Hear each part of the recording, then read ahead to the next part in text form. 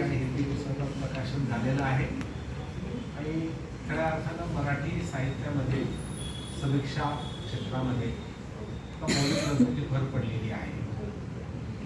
मराठी विज्ञान कथाची परंपरा खूप मोठी आहे. आता साहित्य ढोले सरांनी मराठी विज्ञान कादंबरी देखील खूप सध्या भरात आहे. तर ह्याची एक चांगली साहित्य समीक्षा सर्वांगीण वेध घेणारी आवश्यक होती ती या पुस्तकावर पूर्ण झालेली आहे. त्याबद्दल संपादक असलेले डॉक्टर सुधीर यादव आणि त्यांना मार्गदर्शन करणारे आपल्या कार्यक्रमाचे अध्यक्ष पंडित विद्यासागर सर आणि सतीश म्हणजे ढोले सर, ह्या तिघांच्या प्रयत्नातून हा ग्रंथ साकार झालेला आहे. आणि त्या ग्रंथाला मध्ये योगदान देणारे अनेक लेखक लेखिका इथे उपस्थित आहेत. त्या सर्वांचं मी ऋण व्यक्त करतो. आणि लेखक म्हणून मला स्वतःला वाटते की हा अतिशय मौलिक ग्रंथ आपण आज मराठी वाचकांना आणि हिंदी वाचकांना दिलेला आहे. आणि त्यातून मराठी विज्ञान साहित्याचं जे मौलिकत्व आहे, महत्त्व आहे, ते मराठीला, महाराष्ट्राला आणि हिंदीतून देशाला नक्की कळू शकेल याची मला पूर्ण खात्री आहे. या कार्यक्रमाचे अध्यक्ष doctor Pandit Vidyasagar sir, Sanjay Dhole sir, संपादक सतीश यादव सर आणि सर्व उपस्थित बंधू मित्रांनो,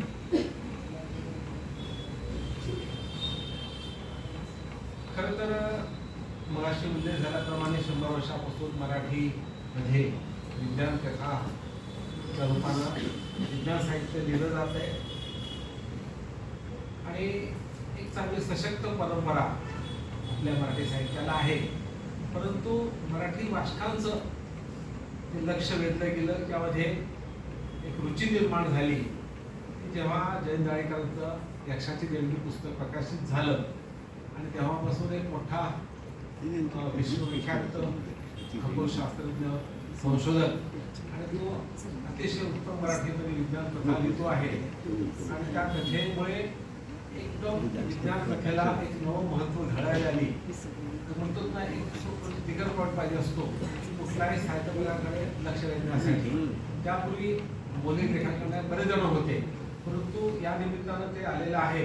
आणि त्याच्या आसपास मागेलेल्या सुधीर जावडेकर असतील, बाळ मोहिते असतील, देवेंद्र घाटे असतील, या सर्वांनी जो प्रवास सुरू केला होता तो अधिक वेगवान झाला.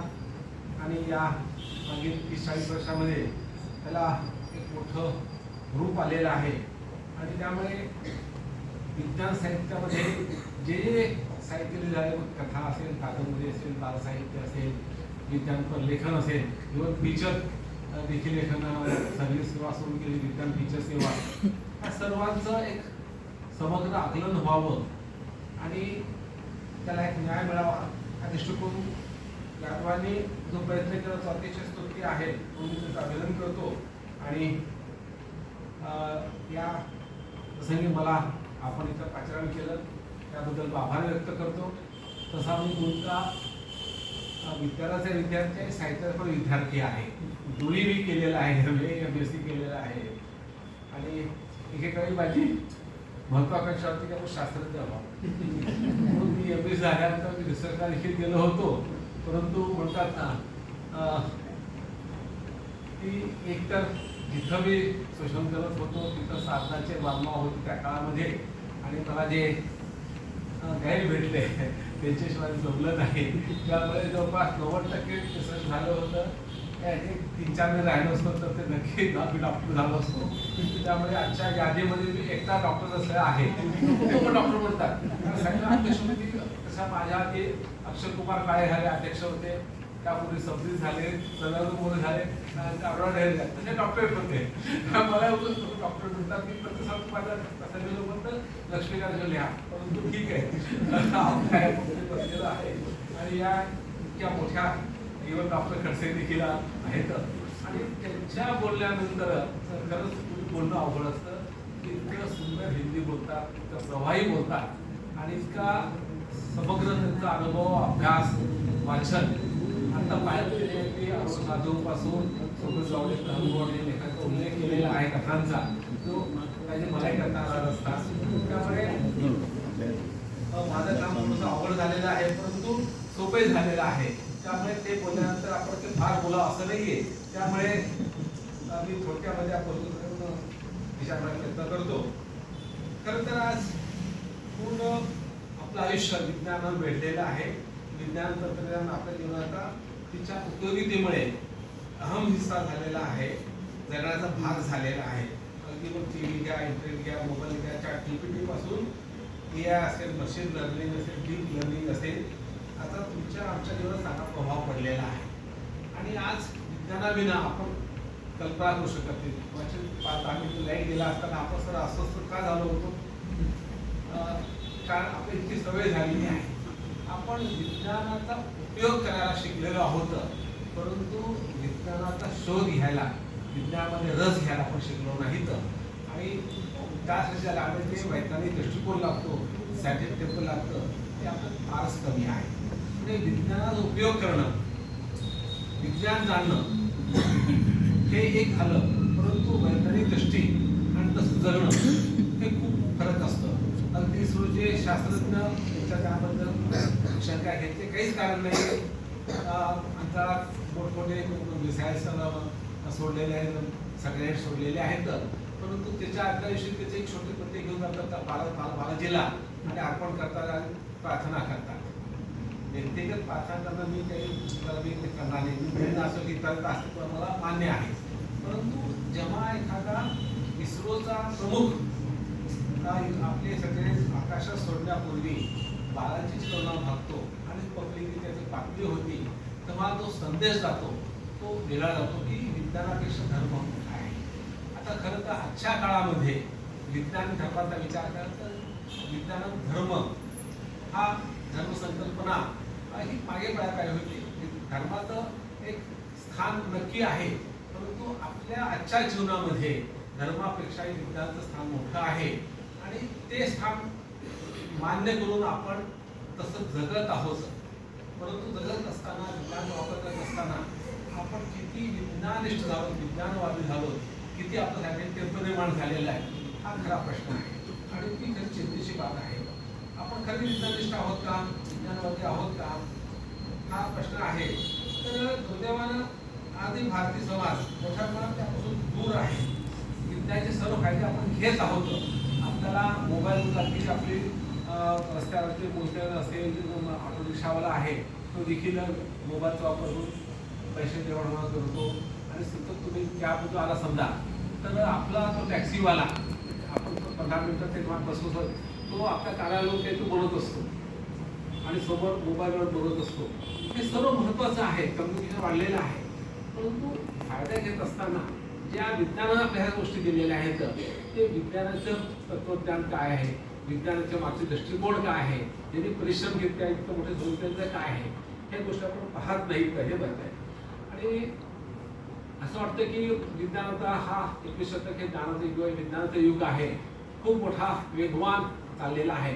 एक 25 वर्षापूर्वी जी गोष्ट दुर्मिळ त्या कॉमन झालेली आहे, ह्या गेल्या 5 वर्षात याचं महत्त्व किती वाढलेलं आहे आपण पाहिलेलं आहे.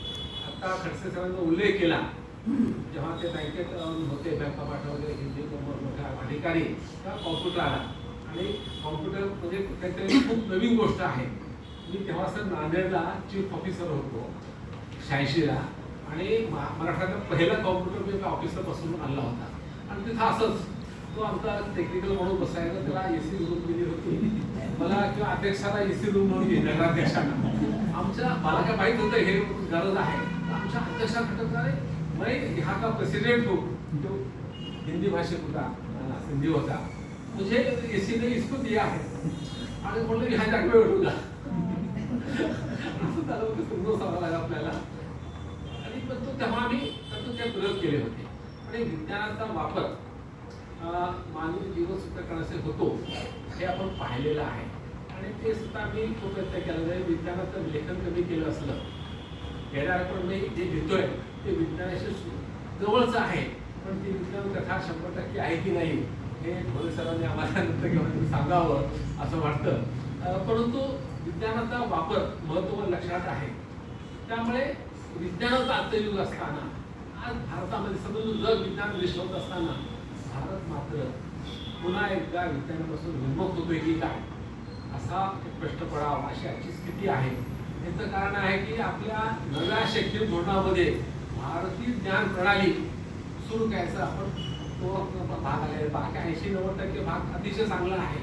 त्या गोष्टीचं काही होतच नाही फारसं होतं ते ह्या गोष्टीत IIT मध्ये वैदिक धर्मशास्त्र वैदिक गणित शिकवलं जातं, ज्योतिर्विद्या शिकवली जाते आणि त्याचा मग संदेश काय आपण करू शकतो तर कुठे गीता शिकवा कुठे संस्कृत शिकवा आणि आपल्याला खरंच कळत नाही की आपल्याला नेमकं करायचं काय. आणि भारतीय ज्ञान प्रणाली आणि आपल्या पुरातन गोष्टीचा वेध घेणं वाईट नसतं, परंतु तो वस्तुनिष्ठ असला पाहिजे. आणि जेव्हा आपल्या देशाचे प्रमुख माणसं म्हणतात की आमच्याकडे पुष्पविमान होतं, प्लॅस्टिक सर्जरी होती, अमुक होतं तमुक होतं, तेव्हा तो संदेश जातो प्रतिगामी करता. त्यामुळे आपण विज्ञान विमुख पुन्हा होत आहोत का. तेव्हा हे करत असताना खरं विज्ञान पुढे येत नाही आणि त्याला सुडो सायन्स म्हणून चरम विज्ञान पुढे येत चाललेलं आहे. IIT मध्ये मध्ये ह्या त्या गोष्टी होत असतील. JNU मध्ये आपल्या इथे आहेत प्राध्यापक गेलं तरी ते करतात, असं वाटतं की ते बरोबर नाही. तर अशा या परिस्थितीमध्ये विज्ञानाची प्रतिष्ठा विज्ञानाचं महत्त्व खऱ्या अर्थानं प्रस्थापित व्हायला पाहिजे आणि सायंटिफिक टेम्पर वैज्ञानिक दृष्टिकोन हा पुन्हा एकदा लोकांनी अंगीकारला पाहिजे. आपल्या संविधानाच्या फंडामेंटल ड्युटीजमध्ये विज्ञान निष्ठा लोकांचा आपण केलेला आहे. भारताचे पहिले पंतप्रधान हे विज्ञाननिष्ठ होते म्हणून त्यांनी पंतप्रधानांनी पहिल्या 15 दिवसामध्ये त्यांनी ॲटॉमिक एनर्जीची आपण यूज कसा करावा ती संस्था स्थापन करावी अशी बैठक घेतली होती. म्हणजे जो पंतप्रधान पहिली तर इतकं मोठं काम चालू होतं पुनर्वसन चालू असताना त्याची दृष्टी भविष्यवेधी विज्ञान वेधी होती आणि पंडित नेहरूंनी त्या काळामध्ये ॲटॉमिक एनर्जी स्थापन केलं, IIT स्थापन केलेले आहेत. आज IIT मध्ये काही प्राध्यापक मित्र आहेत तिथले म्हणजे आम्हाला सांगायला लागलं की आमच्याकडे वैदिक गणित सुरू आहे. हे बरोबर नाहीये. तर ह्याला उत्तर एकच आहे, विज्ञान साहित्य. विज्ञान साहित्य जितकं बळकट होईल जितकं वापर जितकं वाचतील तितकं त्याला उत्तर मिळत जाईल. आणि त्यासाठी जसं नॉन फिक्शन होतं त्याला मराठीमध्ये की वैज्ञानिक विज्ञानाचं माहिती देणारं साहित्य संशोधन साहित्य त्याचबरोबर रंजक पद्धतीने विज्ञान साहित्य कथा कविता कादंबरी हा आला पाहिजे. म्हणून विज्ञान साहित्य हे आजच्या काळासाठी महत्त्वाचं ह्यासाठी की विज्ञानाची पुन्हा एकदा प्रतिष्ठापना हा शब्द कसा धार्मिकच आहे तो विज्ञानाशी सुसंगत नाहीये पण आपण इतकं बोलत असतो तर आणि सध्या इतका मारा होतो आपल्यावर ह्या गोष्टींचा की आपले रेकॉर्ड काय होतात किती ते लक्ष दिवे लावले आणि आपले सर्व विकास म्हणजे काय धर्मकेंद्रित विकास झालेला आहे त्यामुळे तो भाग आहे.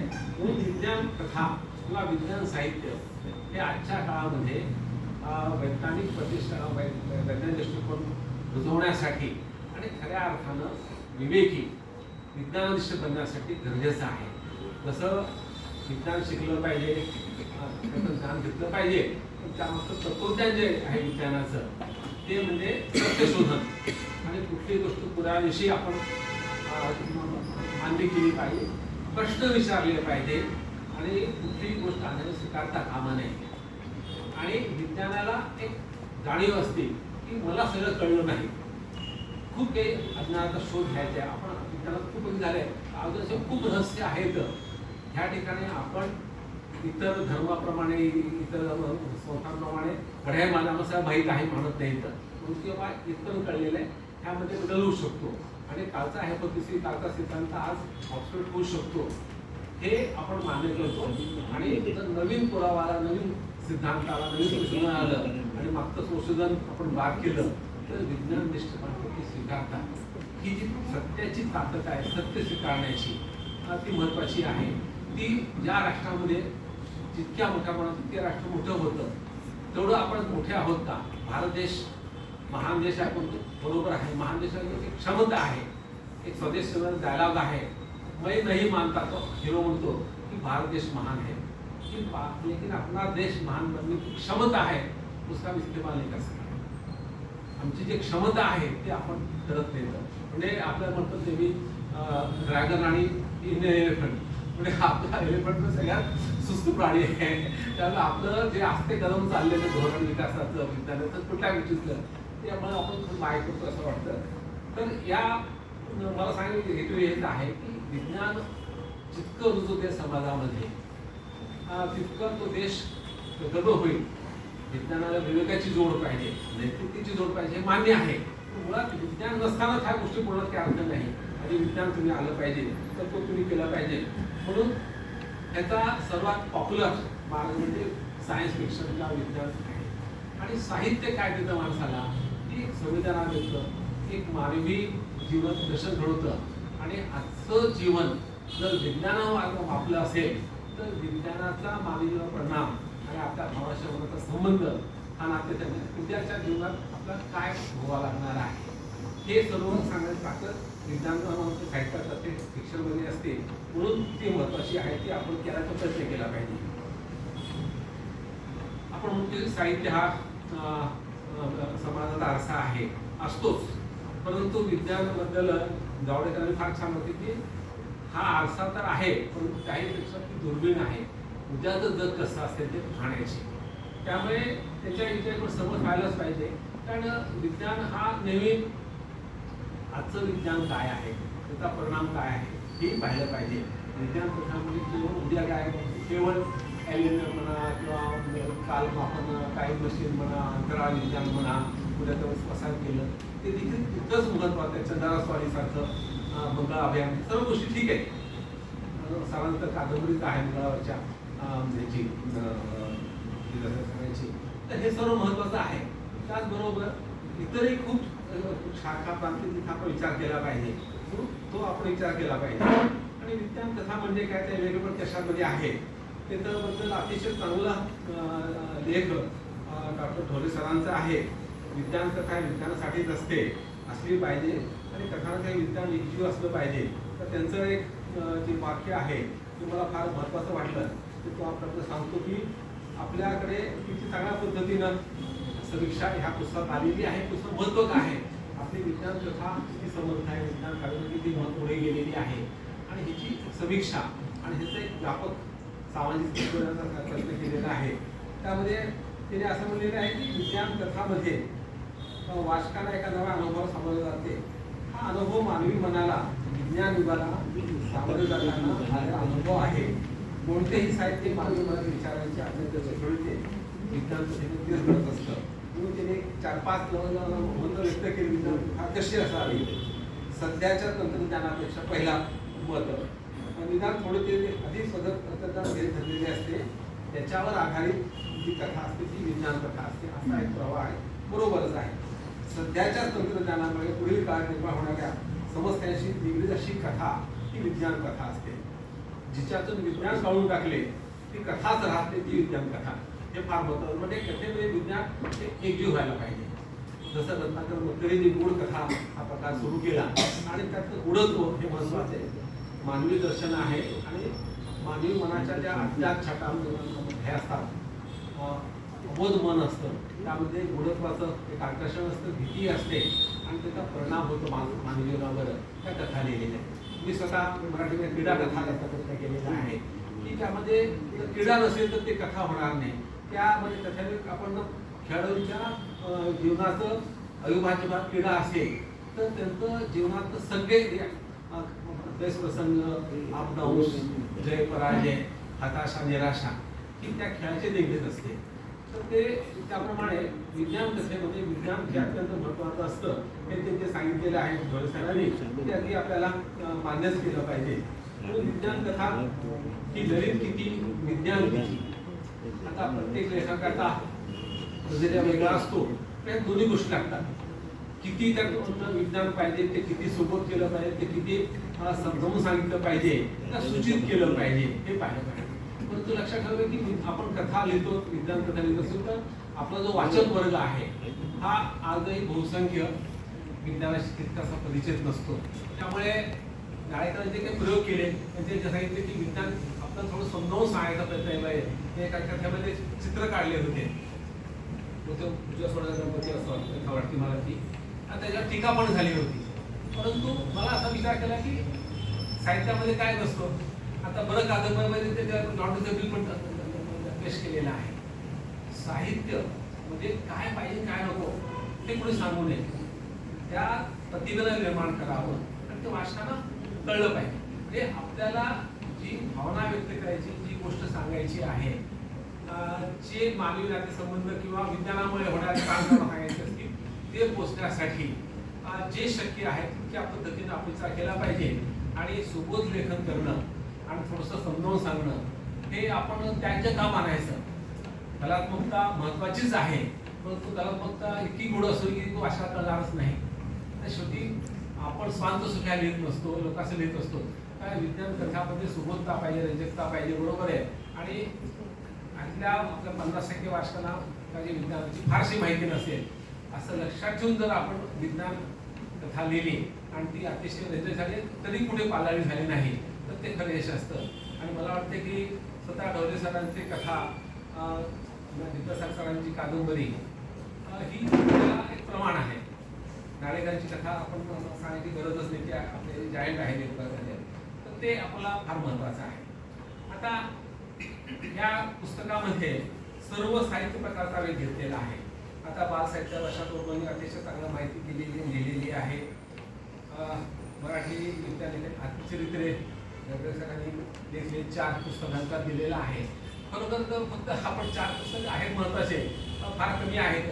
परंतु मला वाटतं की विज्ञानात जे विज्ञान संशोधक आहेत, शास्त्रज्ञ आहेत किंवा PhD करणारे असतील, PhD पूर्ण झाली असेल विज्ञानामध्ये, त्या लोकांनी आपल्या अनुभवले तरी खूप एक होतं. समजा ते प्रबंध घेतला विज्ञानाचा आणि मला PhD मिळाली तर हा प्रबंध मला का घ्या वाटला, मला कुठल्या गाडीनं कसं योगदान केलं, त्या विषयाचं आव्हान काय होतं, आव्हान काय होता आणि त्याच्या इतर काय आपण संशोधन केलेलं आहे. आणि मग मी वेगळ्या प्रकारे थोडं नवीन करायचा प्रयत्न केलेला आहे. कारण की मला त्या संशोधनामध्ये नवीन काय गवसले किंवा मी नवीन त्या काय होऊ शकलो. तर हे अनुभव कथन अर्थानं विज्ञानाला पुढे नेऊ शकतं असं मला वाटतं. की आपण दरवर्षी प्रत्येक महाविद्यालयामध्ये युनिव्हर्सिटीमध्ये खूप होतात. आणि जेव्हा माझे मित्र सांगतात म्हणजे माझे त्यांचे बहुतेक PhD केली एकदा सोडत आणि माझी PhD दुसऱ्या एका मित्रांना एका वर्षात पूर्ण केली तर हे सांगतात तेव्हा वाटतं की हे ते लिहिलं पाहिजे पण ते लिहित नाही समजा. तर ते प्रत्येकाला परंतु हे आता आजच्या काळामध्ये सोपं झालेलं आहे, ते करू शकतो. तर ते एक महत्वाचं आहे. विज्ञानाची प्रचंड वाढ होत आहे ह्या बरोबर आहे, परंतु आजचं खरं आव्हान आहे हे विज्ञान भांडवलशाहीची संख्येनं पुढे आलेलं आहे. म्हणजे मूठभराकडेच विज्ञानाची मुक्ती निर्माण आहे. आज जे सगळे IT मधले जायंट्स आहेत ते 3-4 देशातले आहेत. आता थोडीफार स्पर्धा झालेली आहे आणि संबंध जग त्यांनी ते काबीज केलेलं आहे. ते कोट्यावधी रुपये करतात आणि कुठलाही नवीन स्टार्टअप आला की ते हजारो कोटी रुपये घेऊन ते खरेदी करतात. मध्ये मी वाचलं होतं की एक अशी कंपनी सोडून आमच्याकडे या सांगण्यासाठी त्याला 800 कोटी ट्रान्सफर जॉब दिला होता. तो ती कंपनी माझ्या कंपनीत आहे, त्याला 800 कोटी रुपये दिले होते. ते नाव सांगितलं असतं. तर इतकी स्पर्धा झालेली आहे आणि त्याचा हेतू हा नफा आहे. त्यामुळे विज्ञान अनेक क्षेत्रात खूप महाग झालेला आहे हे लक्षात घ्या. आता वैद्यकशास्त्र अनुदान वाढलेलं आहे पण ते त्याला कोण मिळणार आहे, जो गरीब आहे त्या माणसाला मिळणार आहे. आता आधी तुमची व्हिजिट फी जर 1000, 2000, 5000 असेल तर शेतकऱ्याला परवडणार का, मजुराला परवडणार आहे. त्यामुळे आज जर तुम्ही एखादं मोठं आजार झाला असेल, पास झाला थोडं पाहिलं ना म्हणजे रेमडेसिवीरसाठी आपण 5-5, 10 रुपये काळाबार झाला होता आणि ती 5-10 लाख केली दुसऱ्या काळ्या गोळ्या देऊन. तर हा जो वापर आहे त्यामुळे विज्ञान ती कुणासाठी, कशासाठी, मग हे विज्ञान तुम्ही दुसऱ्या शिक्षण करणार आहात का, जीवन मृत्यूचं चक्र बदलायचा प्रयत्न करणार आहात का, किंवा आता पुढे आलं होतं ना ट्रम्पला आणि पुतीनला 150 वर्ष जगायचं आहे, त्यांनी असे प्लॅन केलेले आहे, त्यांनी सर्व गोष्टी करत आहेत आणि ते अवघड नाही. त्याच्या कथा पण छान होऊ शकते. प्रत्येक अवयव आता बदलत असतो. तुम्ही हृदय वेगळे करू शकता, करू शकता, करू शकता, पाहिलेलं आहे. तर असे तर सगळे आवड बदल झाले. फक्त तुमचा मेंदू तुमचा राहिला तर तो पुतीन त्या मेंदूमध्ये तो पुतीन देखील राहणार नाही इथपर्यंत झालेला आहे. तर हे आपण कुठं जाणार आहोत? आता एआयचे जे दुष्परिणाम आहेत मध्ये राम ताकरे व्याख्यानमालेमध्ये कर्नाड सर आले होते दिल्लीहून आणि त्यांनी एक व्याख्यान दिलं की पुढील काळात एआयचे जॉब जातील आणि फक्त 10% स्किल माणसाकडे ते जॉब राहतील, 90% माणसाला काम राहणार नाही, असं दिवस येणार आहे असं त्यांचं भाकीत होतं. त्यांनी काही स्टॅटिस्टिक्स दिले, काही रेफरन्सेस दिले होते. मग ह्या 90% लोकांना बेसिक युनिव्हर्सल इन्कम द्यायचं, त्याला घरी बसल्या तुम्हाला पगार 10% लोक जे कमवतील त्या देशाच्या संपत्ती भर घालतील त्या टॅक्स करून त्या लोकांना मिळेल. ही जर परिस्थिती आली तर 90% लोकांना करायचं काय? आणि आता तुमचं आयुष्य वाढेल 70, 80, 90 वर्ष तुम्ही जगणार आहात आणि कामच नाही. जेव्हा मी प्रशासन सर्व्हिस लागलो होतो तेव्हा आम्हाला ते आमचं मसुरीला होतं आणि आम्हाला शेवटी जॉय ऑफ वर्क की कामासाठी माणूस आहे सत्तेसारखं पुस्तक होतं आमच्या काळामध्ये आणि त्यामुळे पुस्तक आवडते की माणसानं काम केलं पाहिजे. तर कामच करायचं राहिलं नाही तर तुम्ही करणार काय? आणि ही दिवस आता येत चाललेली आहेत आणि शेवटी माणसाच्या हाताला काम नसेल तर हा प्रश्न गांधीजी विचारला होता. न्यायाधीश सिनेमा न्यायवादी मशीन तिथं टांगा आल्यामुळे मोटार गाड्या टांग्याचा कमी झालेला आहे. प्रश्न काही प्रमाणात यांचे कमी महत्वाचंच आहे पण यंत्राचा उपयोग माणसाला अधिक सुख मिळावं त्याचं कष्ट कमी व्हावं त्यासाठी आहे. म्हणजे 12-15 घंटे बाहेर काम करायला कामगारांना ते जर यंत्र असते तर तो 6 घंटा तर हा भाग आहे. त्यामुळे यंत्राचं महत्व, नवीन शोधाचं महत्व हे आपलं महत्वाचं आहे. पण त्यापेक्षा हे कुणासाठी आहे ते कुणी शोधून काढले? माणसानं काढलेलं. एका माणसाने 100 माणसाला जर तुम्ही घरी बसवणार असाल तर त्या माणसाचं समजा 90% लोकांनी काम करणं बंद केलं, ह्युमनेशन बंद आहे आता कॅन्सर म्हणजे प्रत्येक गोष्ट करा, एक कॅप्सूल घेऊन करा, तर मग शेवटी राहिलं काय? आणि जर माणसाने जर रोबोनी जर माणसाला त्या रोबोला संवेदना आली आणि त्याला उपचार करू लागला तो माणसा म्हणून टाकेल रोबो करायचे येईल का? कल्पना केली बाबा असे रोबो एका गावामध्ये यायचे छोटा बेटा 100 लोक आहे आणि त्यामध्ये ते 100 रोबो आलेले आहेत. ते 100 लोकांना म्हणतात आपण राजा तुझ्या बेटावर असं म्हणतात तर काय होईल? विचारांची फॅन्टसी होऊ शकते नाही असं त्यामध्ये केलं पाहिजे. तर मला सांगायचे मुद्दे आहे की निसर्ग जन्ममृत्यूच्या चक्रामध्ये आपण ठळवळ करणार आहोत का? हा खरा प्रश्न आहे आणि हे तर आपल्याला विनाशाला आपण जाणार आहोत. म्हणजे विनाश पृथ्वीचा केव्हा ते होणार आहे असं म्हणलं जातं परंतु तो विनाश आता होणार असेल. आता जर तापमान वाढीमुळे जर आपलं मुंबई शहर, बांगलादेश आणि मालदीव बुडणार असेल, मालदीवनं 10 वर्षापूर्वी अमेरिकेत त्यांनी 10,000 एकर जमीन घेतली, 10,000 एकरपेक्षा जमीन कमी आहे ती उद्या आपला वेळ बुडणारच आहे. आपण ते वाटू शकतो कारण मोठी देश काही मदत करणार नाहीत म्हणून त्यांनी तिथं जमीन घेतलेली आहे. आणि तेव्हा 10 वर्षापूर्वी त्यांनी समुद्रामध्ये त्याची मंत्र्यांनी बैठक घेतली, पीएम आणि त्यांचे राष्ट्राध्यक्ष पाण्यात उतरले आणि तिथं ते चर्चा त्याचं मोठं व्हिडिओ शोधून आलं होतं. तर हे विज्ञानाचं जे आहे रूप विनाशकारी अनैतिक. तसं आपण एकदा पाहिलं की बॉम्बस्फोट झाला तो किती विनाशकारी, अतिशय छोटा पैदल होता हिरोशिमा आणि नागासाकीचा आणि आज किती बॉम्ब आपल्या भारताचे बॉम्ब देखील समुद्राला विध्वस्त होऊ शकतात आणि आपल्या 10 पट 20 पट 25 पट रशियाकडे आहेत आणि अमेरिकेकडे आहेत. मागच्या वर्षी ते जपानला हिरोशिमा नागासाकीला आपण बॉम्ब टाकल्यानंतर तिथं जे अणु रेडिएशनचा परिणाम होऊन जिवंत माणसं राहिले त्यांना अनेक विकार झाले. त्या काळाला हिबाकुशा अणुविकृत माणसं थोडक्यात सांगायचं म्हणजे त्यामध्ये मान नसणं, मस येणं, रेडिएशन अंगावर येणं आणि अनेक विकार, कॅन्सर तर कॉमन आणि लवकर मरणं असं ते झालं. त्यामध्ये काही लोक थोडेसे बरे होते, ते लग्न झालं, त्यांचे मुलं झाले, सेकंड पिढी देखील आली. आज सेकंड पिढी 90 पोहोचलेली आहे आणि ह्या 90 त्यांनी 15 वर्षापूर्वी एक संस्था स्थापन केली आणि ह्या संस्थेला गतवर्षी नोबेल प्राईज मिळाले शांततेचं. की त्यांचं ध्येय काय? जगात अण्वस्त्र प्रवाह बंद व्हायला पाहिजे. हे अतिशय नोबल थॉट आहे, त्यांनी ते भोगलेलं आहे त्या हिबाकुशा माणसांना. तर ते विशेष वाटतं आणि सामान्य आपल्या त्या माणसाच्या त्या वाटत असतं.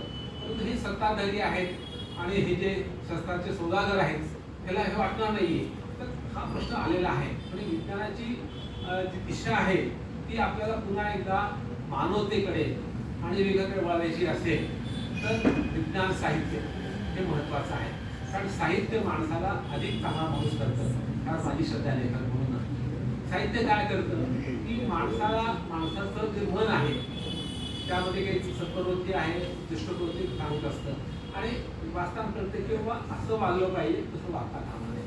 तुम्ही जेव्हा वाचता की एखादा दुराचारी माणूस आहे, त्याने काही अन्याय केला, करप्शन केलं कथेमध्ये आलेलं आहे, कथा आवडलेली आहे, तर तुम्ही बोध काय घेता की असं करप्शन देतं त्या माणसाच्या वाईटाचं कसं आपल्याला जीवन नको आपल्याला आणि असा माणूस विजयी होणं हा मानवतेचा पराभव आहे हे आपल्याला कळू शकतं. त्या शेवटी आपण माणसं आहोत.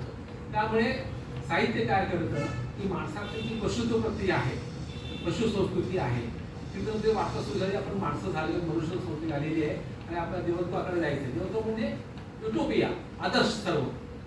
मग त्यात मानवता आहे, विश्वबंधुता आहे, करुणा आहे, प्रेम आहे, वात्सल्य आहे, ह्या गोष्टी आहेत. तिथपर्यंत आपण जायचं का परत आपण हे करायचं, द्वेष करायचा. आज जे चालले म्हणजे कथेमध्ये ते कथा लिहिली कथा 9 वर्षे विश्वमा 9 विकासाठी याची 2 कथा लिहिली. तर शेवटी तो त्या संस्था अध्यक्ष म्हणतो की आम्ही 50 वर्ष काम केलं परंतु तुझं काही शहाणं झालेलं नाही आहे. आजही 15 दिवसाला पुतीन धमकी देतो मी विक्रेता नाश करेल बॉम्ब टाकून. जर हा नेत्या नवलो आहे इस्रायलचा पंतप्रधान तो धमक्यात पुढे दादा बेचिराग करेल काय अनुभव आहे. आणि आपले शेजारी फील्ड मार्शल मुनीर नावाचे ते जर आपलं म्हणतात की भारताला देखील घेऊन आमचं डोक्याने तुमचं देखील डोके आहे आम्ही बोलू पण तुम्हाला देखील सोबत घेऊन जाऊ. तर आपलं हे जे चाललेलं आहे तर कुठेतरी विज्ञानाला आज जी विखारी विचारसरणीची जोड मिळालेली आहे ती कमी करून विज्ञानाला नैतिक, विज्ञान हे परसे नैतिक अनैतिक असतं किंवा न नैतिक असतं. अनैतिक नाही न नैतिक असतं. त्याला नैतिक केलं पाहिजे, त्याला विरोधाची जोड दिली पाहिजे. आणि शेवटी विज्ञान हे माणसासाठी आहे, माणसाचं जीवन सुकर करण्यासाठी आहे, माणसाला रिप्लेस करण्यासाठी नाही आहे. आणि या पद्धतीनं विज्ञानाचा आपण विचार केला पाहिजे. विज्ञान तत्वज्ञान आहे. मला वाटतं की हे तत्वज्ञान आपल्या विज्ञान साहित्यात असलं पाहिजे. आणि ह्या पुस्तकाच्या ज्या लेखकांचा उल्लेख केला आहे धोले सरांनी कादंबरी कथांचा त्यातल्या काही कथा नेहमी वाचलेल्या आहेत. त्यामध्ये कुठल्याही लेखकाने हाच पुरस्कार केला आहे. कुठल्याही लेखकानं अनैतिक विज्ञानाचा पुरस्कार केलेला नाही. तो विज्ञान कथेचा आणखी काय असलं पाहिजे की विज्ञान ही कथा नैतिक असली पाहिजे, नैतिक मूल्याचा पुरस्कार करणारी कथा असली पाहिजे. ती जर नसेल तर ती विज्ञान कथा ही विनाशकारी विज्ञान कथा होते. आणि आपल्याला विनाशकारी विज्ञान कथा नको आहे, साहित्य नको आहे. आपल्याला सकारात्मक जीवन देणारं आणि माणसाचं जीवन अधिक चांगलं करणारं विज्ञान पाहिजे आहे. विज्ञानाची गरज आहे. विज्ञान जगू शकणार नाही इतकं खरं असेल तर त्यामध्ये आपल्याला ह्या गोष्टीचा विचार केला पाहिजे. म्हणून मला वाटतं की हे महत्त्वाचं आहे. आता फक्त विज्ञानाचे तुम्ही म्हणतात ना की एलियन आहे, अंतराळ विज्ञान आहे, परग्रह आहे, टाईम मशीन आहे, ह्या गोष्टी खूप महत्त्वाच्या आहेत, खूप इंटरेस्टिंग आहेत. पण त्यापैकी आजचं जे विज्ञान आहे ह्याच्यात आपण लिहिणार आहोत की नाही. मी 2 उदाहरण देतो फक्त. एक क्रीडा क्षेत्रामध्ये जेंडर टेस्ट आहे आणि स्त्रिया विरुद्ध ती टेस्ट वापरली जाते आणि तू स्त्री नाहीस, तू खेळू नकोस असं म्हणलं जातं. मी इथं क्रीडा आयुक्त म्हणून काम केलं 2007-08 होतो. तेव्हा शांती सोलदार नावाची खेळाडू तिला तेव्हा एशियन गेम्समध्ये कतारला 2007 साली झाले होते. तिला 2 मेडल्स मिळाले होते रनिंगमध्ये. आणि तिच्या कोणी तक्रार केली आणि ती जेंडर टेस्ट झाली आणि तिला म्हणलं की ही बाई हा पुरुष आहे. तर एशियन गेममध्ये तेव्हाही नव्हती, आजही नाही, जेंडर टेस्ट परवानगी नाही आहे.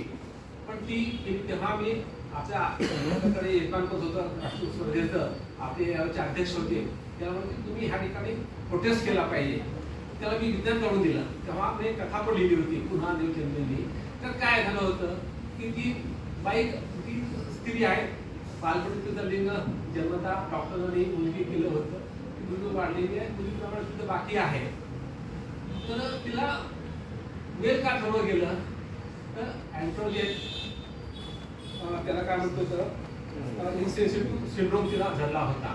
म्हणजे अँड्रोजन तिच्यात होतं, पुरुषी तत्व अँड्रोजन हे पुरुष हार्मोनचं आहे, तर ती मेल होती जेनेटिकली. परंतु अँड्रोजन इन्सेन्सिटिव्ह सिंड्रोम झाल्यामुळे त्यामध्ये पुरुषाचे कुठलेही फीचर्स डेव्हलप झाले नाहीत आणि ती स्त्री राहिलेली आहे. मग ही स्त्री आहे का पुरुष आहे का वेगळं आहे, हे तर विज्ञान आलेलं आहे. अँड्रोजन आहे, टेस्टोस्टेरोन आहे, हे सिंड्रोम आहे. हा कसा करणार? टेस्टोस्टेरोन जास्त आहे म्हणून तुम्ही स्त्रीला पुरुष ठरवणार आहात का? म्हणजे उंच माणसाला समजा की व्हॉलीबॉलमध्ये उंच माणसाला स्कोर चांगला करता येतो, गोल चांगला करता येतो, आणि काही गोष्टी असेल. आपला भारत प्रकार जे भारताची उंची 65 ते जास्त नाही, काही देशाची उंची 6-7 पर्यंत जास्त नॉर्मल असते. पण त्या लोकांनी खेळायचं नाही का? मग त्यांचे पाय कापायचे का आपण? हा प्रश्न आहे. म्हणून खेळाडूमध्ये जेंडर टेस्ट हे विज्ञानात एक मोठं आव्हान आहे आणि हे आव्हान विज्ञान कथेत पहिलं असं मला वाटतं. मी 2-4 कथा लिहिल्या, फार नाही पण 2-4 कथा नक्की लिहिलेल्या आहेत प्रत्येक महत्त्वाचे. दुसरं जे आजचं आहे ते म्हणजे LGBTQ. LGBTQ मध्ये आपल्या कसे मेल आणि फिमेल, पुरुष आणि स्त्री ह्या पलीकडे तिसरं सेक्स नाही, परंतु प्रमाण कमी असेल, परंतु आता ते वाढत चाललेलं आहे. आणि ह्या दोन लिंग भावामध्ये पुरुषामध्ये म्हणजे असंख्य छटा आहेत. त्याला रेनबो म्हणलं तर 7 पेक्षा जास्त आहेत. लेस्बियन आहे, हे आहे. त्या प्रवृत्ती असतील, त्या मानवी प्रवृत्ती असतील ज्या असतील, परंतु त्या ठिकाणी काही अवघड प्रश्न आहे की एखादा पुरुष म्हणतो की माझ्या मनात त्याला असं वाटतं की मी पुरुष आहे, माझ्यामध्ये एक स्त्री जोडून बसलेली आहे. एका स्त्रीला वाटते मी पुरुषी आहे, टॉमबॉईश आहे, माझ्यामध्ये मुलीचं गुण आहे आणि मला पुरुष आवडते मग मुली आवडतात. सेक्स टेस्ट सुरू झालेली आहे आणि पुरुषाची स्त्री होती. आता तो अनन्या बांगरची मुलगी, संजय बांगरची मुलगी, तिथं आधीचं नाव काय होतं, आयडर होतं वाटतं. तिने आता सेक्स चेंज करून ती मुलगी झालेली आहे. आता ती मुलगी खेळायला तयार आहे, तिथे क्रिकेटचे खेळ आहेत. मला प्रश्न पडला, मी तिचा तेव्हा कथा लिहिलंच नाही की मग तिला स्त्री खेळामध्ये आपण सामील करणार आहोत की नाही. हा प्रश्न आहे ना, विज्ञानाचा प्रश्न नाही का, तसा नैतिक प्रश्न आहे, तर वैज्ञानिक प्रश्न आहे. माझी एक कथा आहे, बेस्ट ऑफ बोथ वर्ड्स. एक पुरुष सेक्स चेंज करून स्त्री होतो आणि दुसरी मुलगी त्याच्यावर पुरुष होते. दोघांचं प्रेम करतात. म्हणजे सेक्स आधीचा सेक्स हा पुरुष आहे, ती स्त्री आहे, त्या दोघांचं मैत्री होते, प्रेम करतं. हा स्त्री म्हणतो, ती पुरुष म्हणते. वाटते ते दोघांचं मेळखावी चांगलं झालं. आपल्याकडे प्रतिमा आहे ना अर्धल्या नटेश्वराची, अर्ध पुरुष अर्ध स्त्री. परंतु हा म्हणतो की जरी मी आता स्त्री झालो, मी काही बायको नाही, मी पार्टनर आहोत, माझी पुरुषी वृत्ती मी दाखवणार. ती म्हणते की आता मी पुरुष झालेले, आता पण तू सहन घेऊ पुरुषाचं, आता मी पुरुष होणार. दोघांचं भांडण दोघं जातात आणि मग त्याला काउन्सिलर सांगतो की बाबा तुम्ही वेळफारीचे आधार आहात. तर हा एक कथा आहे. पण ह्यानंतर जे विज्ञान आहे की जेव्हा तुम्ही सेक्स चेंज करता तर तुमचं शरीर बदलतं, हार्मोन्स बदलतात, आवाज बदलतो, त्या गोष्टी बदलतात. पण तुमच्यात ती मानसिकता किती बदलते? बदलू शकते नाही तरी त्या बदलत नाही. बदलणं न बदलणं, त्याचा प्रवास, त्यामध्ये होणारा ताणतणाव, ह्या गोष्टी देखील विज्ञानाच्या आहेत. तुम्ही ह्याला देखील विज्ञान म्हणजे आजचं हे विज्ञान आहे. आजचा मोठा प्रश्न आहे. आज देशामध्ये परवा एका शहरामध्ये 5 लोकांना आत्महत्या केल्या, आम्हाला त्रास होतो म्हणून, हे थर्ड जेंडर असलेल्या लोकांनी.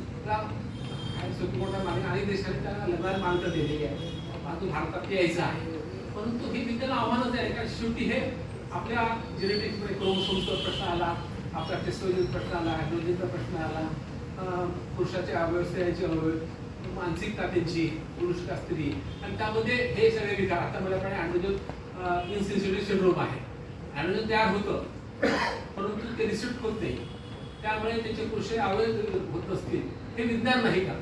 हा मला करायचं आहे का? तशा कथा तुम्ही लिहिले वाचल्याने त्या पुस्तकात जे काही समीक्षा आपण केली कथेची ढोलेसर किंवा इतरांनी केलेली आहे, तर हा प्रश्न तिथं आलेला नाही. कदाचित असेल किंवा नसेल माहीत नाही आहे, परंतु तोही आपण विचार घेतला पाहिजे असं मला वाटतं. तर या पद्धतीनं आपण विज्ञान कथेमध्ये नवीन आयाम आणि केवळ उद्याचं जग कसं आहे, पाण्याचं ते तर महत्त्वाचं आहे, तो आपला महत्त्वाचा भाग आहे. खालच्या जगात होणारे विज्ञानाचे परिणाम आणि त्याचं मानवी जीवनावर आणि देशावर होणारा परिणाम. आता एक नवीन आता नाटक आलेलं आहे, माझा रोबो नवरा, आणि दुसरं चिरंजीव परफेक्ट चाललेलं आहे. ह्या दोन्ही नाटकामध्ये रोबो आला, AI रोबो आलेला आहे आवडीचा, त्यामुळे त्या कुटुंबामध्ये त्या मानवीय काय फरक पडते नाटकाचं ते चित्रण केलेलं आहे. तर हे देखील ते महत्वाचं आहे की आज एका देशामध्ये एक रोबोला मंत्री केलेला आहे आणि तिला बरेच खाते दिलेली आहेत. आता रोबो घरबसुन येऊ शकतो अशी बातमी आलेली आहे. खरं म्हणजे स्त्रियांचं ओव्हरी निर्माण करून त्याचं प्लॅन करायची, त्यामध्ये दिवशी आणि एकची 4-6 मुलं देऊ शकतो. हे देखील पॉईंट पॉसिबल आणि हे अवैज्ञानिक नाही, लक्षात घ्या. विज्ञानाचा आधार आहे, परंतु असं विज्ञान आपण डेव्हलप करणार आहोत का, हा खरा प्रश्न आहे.